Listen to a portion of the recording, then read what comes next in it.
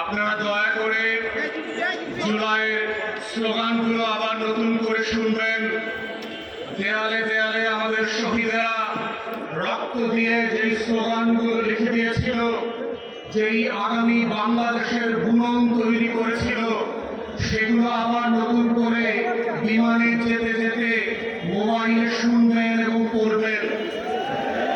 স্মৃতিভ্রম এমন একটা জিনিস, ক্ষমতার ছানিতে সেটা চোখে পড়ে না, এবং চোখে না পড়তে পড়তে ছানিটা এত মোড়া হয়ে যায়, দিন গুনতে গুনতে মনে হয় আবারও নির্বাচনের তারিখ চলে এসছে।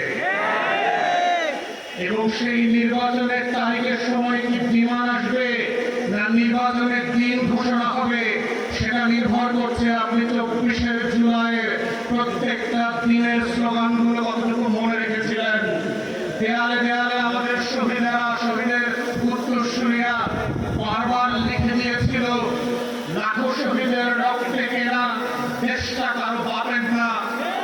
কিন্তু আমরা দেখলাম আপনাদের একজন এমপি এবং বেনামীয় মন্ত্রী, যাকে আমরা গত 17 বছর ফ্যাসিবাদ বিরোধী আন্দোলনে দেখি নাই, মিটিং মামলার হিসেবে আসামি আকারে কোর্ট কাছারিতে দৌড়াদৌড়ি করতে দেখি নাই।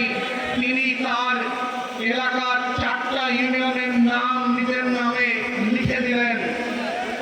ওইটাই কিন্তু হাসিনার পতনের শুরু হয়েছিল, মনে রাখিয়েন।